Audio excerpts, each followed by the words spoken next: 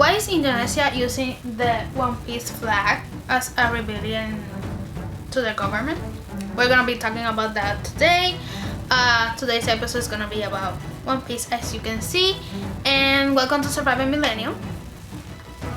Here we talk about how to write and anime and how to use both in your writing. Today we're gonna be talking about One Piece and this revolutionary thing that is happening. That a lot of people in Indonesia are using the flag of One Piece as a way of protesting the government. And I'm gonna tell you why this is happening and what basically One Piece means. One Piece is one of a lot of complex animes, especially since it's a long run anime.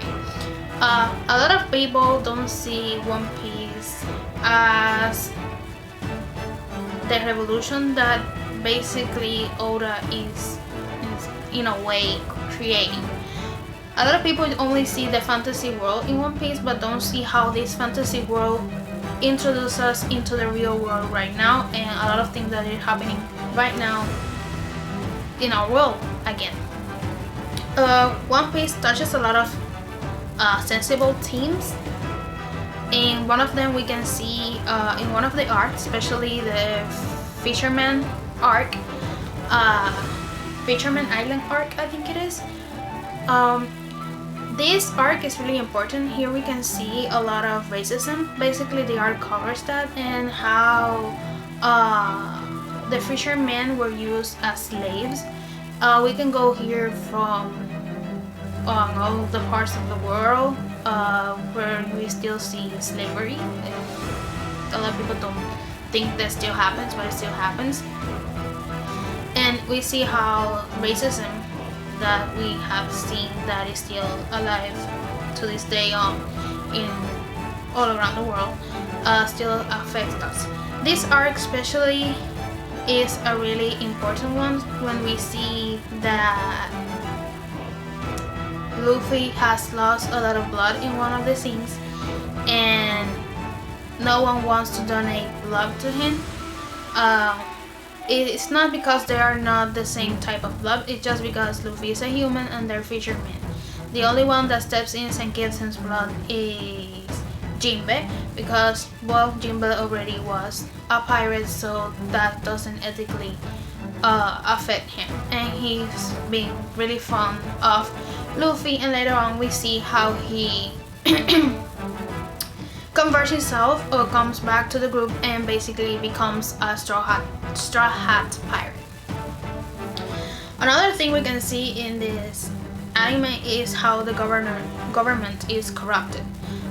We see this in one example is when basically the government annihilates Robin's home island by completely disintegrating it and killing all of the people that live there just because they know more, they are knowledgeable on the world's history. And then we see that the only survivor is Robin, and the government basically put her as a demon child just because she knows this lost language, and that's why the government is after Robin.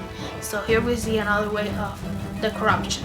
We also see in Law is one of my favorite characters of the series also, when basically his island is also destroyed just because the people on this island have an illness. And this illness is just because of rock or mineral they're using in this island. And the government, instead of helping people, they just annihilated completely his island just because. We see also the government's corruption when we see some of the pirates that are basically have like a bit of contract with the government and they come to these territories or these other islands. Remember, the One Piece is basically small islands, the world, and they basically take those islands as their domains, and the government knows this and don't go help the people.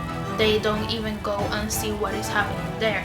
We see this in Dressrosa, where basically Don Flamingo keeps everyone captive and everyone has to be happy, and the people know they're trapped there because he even makes a big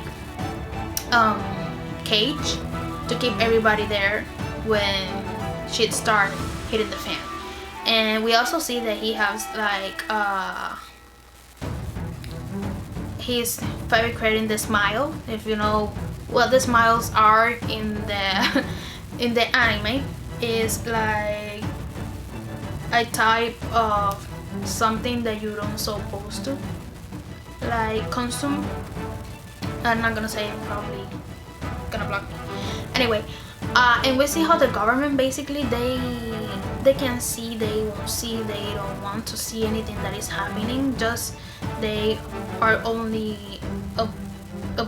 they're not oblivious, they know what is happening, they just don't want to see it. They just want to have like let the pirates do whatever they want because they're associated with them, and they don't want to have like the redback collies that would come if they get on those bad side of those pirates. They basically also help them to catch other pirates. And basically the government has a problem with Luffy because Luffy doesn't like injustice.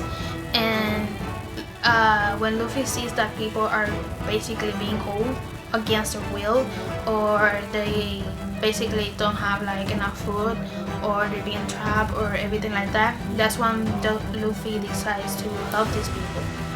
I can keep up talking about One Piece. It's a long anime, as a lot of you know. I also have to add that it's one of my favorite animes just because the world building, a lot of has to do with the characters development. A lot that you can see about how Oda brings this fantasy world with a real world and things that are happening in both worlds, in real life and in fantasy. And we can see that Luffy is basically a way of seeing freedom, because he's now is a reincarnation of the god Nika, and basically he's seeing like Joy Boy. And this is why One Piece is one of my favorite animes. It basically is saying to you to follow your dreams, to keep on fighting, to keep on doing what you love. And this is why the people of Indonesia are using the pirate flag of the One Piece to basically rebel against the government. And it's not happening only in Indonesia, we can see in other places happening. We also have seen in other signs of protest against the government in other parts of the world. I'm leaving this video here. I don't have a lot of battery here, but you can see.